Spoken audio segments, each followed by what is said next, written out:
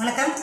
இன்னைக்கு இந்த வீடியோ கோதுமை ரவை எனக்கு வீட்டுக்காக செஞ்சேன். அதை ஒரு வீடியோவாக போஸ்ட் பண்ணிடலான்னு தான். இதை பாதி பேருக்கு தெரிஞ்சிருக்கும், பாதி பேருக்கு தெரிஞ்சிருக்காது. தெரியாதவங்களுக்காக தான் இந்த பதிவு. கோதுமையை நல்லா க்ளீன் பண்ணி சுத்தம் பண்ணி எடுத்து வச்சுக்கிறணும். அதுக்கப்புறமா நல்லா ஒரு பாத்திரத்தில் போட்டு தண்ணி ஊற்றி ஊற வச்சுட்டு அதுக்கப்புறமா வேக வைங்க. நல்லா சோறு மாதிரி வெந்துடும். எடுத்து சாப்பிட்டு பார்த்தோம்னாலே நல்லாயிருக்கும்.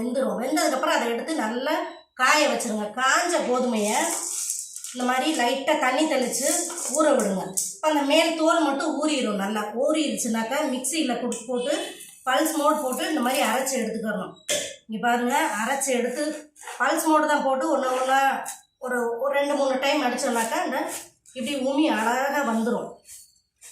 இதை 2-3 தடவை அந்த மாதிரி பல்ஸ் கொடுத்துட்டு இப்படி புடச்சி எடுக்கணும். புடச்சி எடுத்துட்டோம்னா இந்த உமி அப்படியே வந்துடும். தனியாக உமி மட்டும் நல்லா தனியாக வந்துடும்.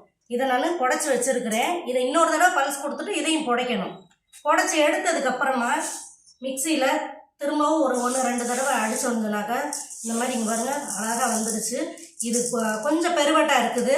ஏன்னா எனக்கு மிக்சியில் உமியாக இருக்குது. அதனால் இந்த உமியெல்லாம் புடைக்கிற வரைக்கும் இதை தனியாக எடுத்து வச்சுட்டு அதுக்கப்புறமா மிக்சியில் இன்னொரு தடவை பல்ஸ் கொடுத்துட்டு நல்லா சலிச்சிட்டு நீங்கள் எடுத்து பாக்ஸில் எடுத்து வச்சிடலாம். ஒரு 3 மாதம் 6 மாதத்துக்கு கூட நல்லாயிருக்கும். எனக்கு நல்லா இருந்திருக்கு. அதனால தான் இந்த வீடியோவே உங்களுக்கு போஸ்ட் பண்ணுறேன்.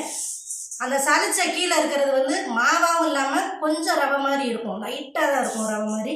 அதை நீங்கள் தண்ணி தெளித்து உப்பு தண்ணி தெளிச்சுட்டு புட்டு மாதிரி அவிச்சு எடுத்தால் சூப்பராக இருக்கும். ஈவினிங் ஸ்நாக்ஸ் புட்டு, கோதுமை புட்டு.